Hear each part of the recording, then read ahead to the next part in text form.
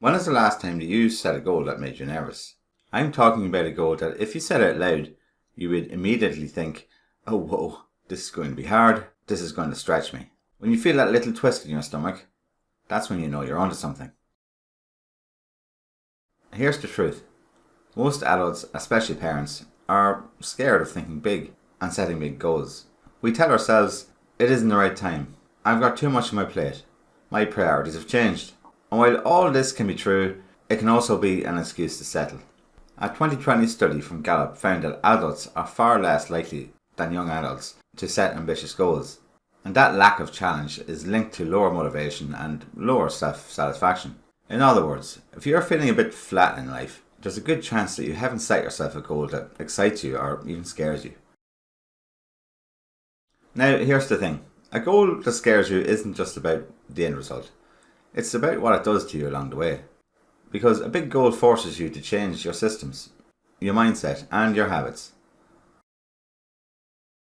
Let me give you an example from my own coaching world. I had a client, we'll call her Sarah, who was a busy mum of two, working a full-time job. She hadn't done more than a casual weekends ride in years. One day, she said to me, I think I want to do a 200-kilometre sportive next summer. Now, to her, that sounded almost ridiculous.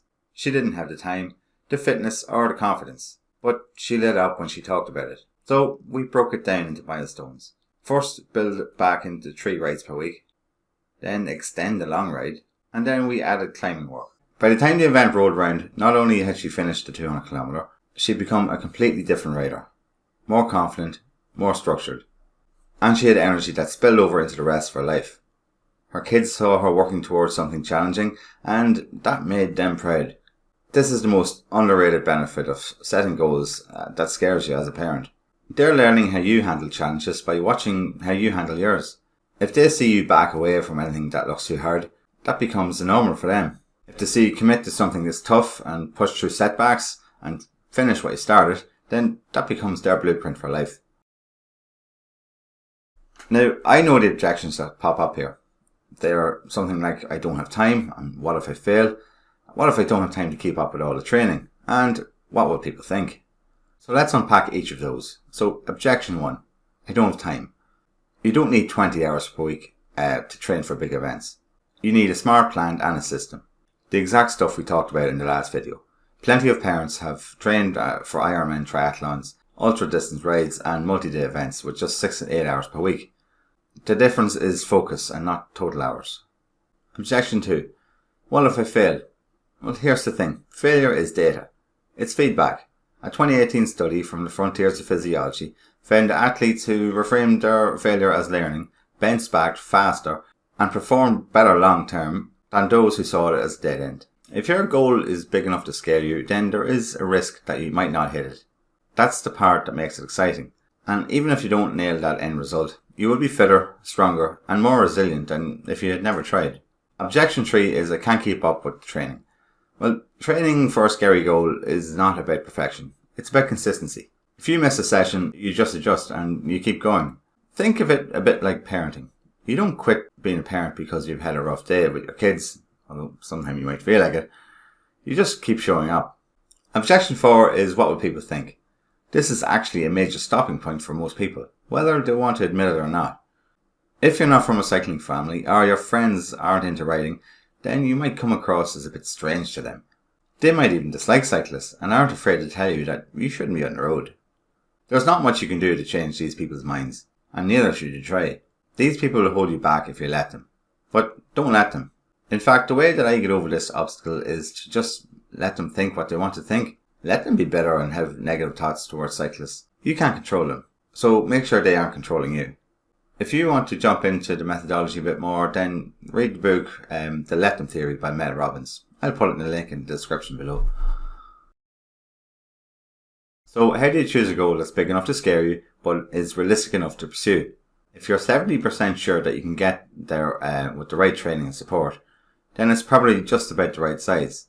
If you're 100% sure that you can do something, then it's probably too easy.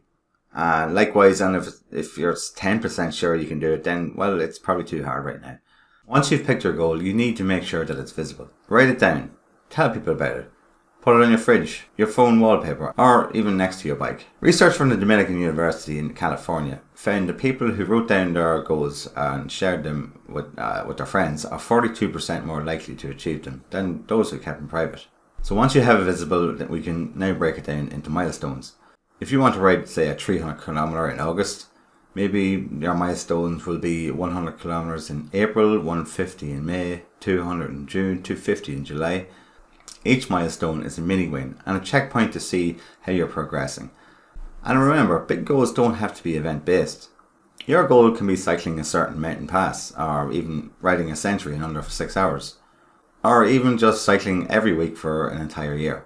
What matters is that it's meaningful to you and that it forces you to grow. Alright, time for a little coach to writer chat. One of the reasons I love setting scary goals is because they pull you forward. You don't have to wake up every morning and hype yourself up into writing. Your goal already does that for you. It becomes this magnet that shapes your decisions.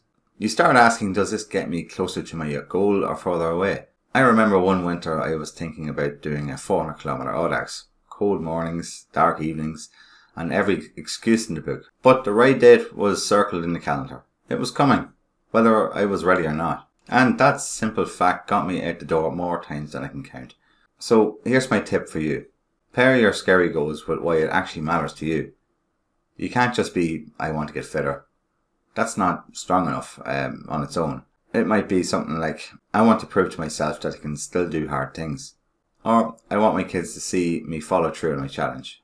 When the goal gets hard, and it will, your why is what will keep you in the game. So, here's your challenge this week. Write down your goal that scares you a little.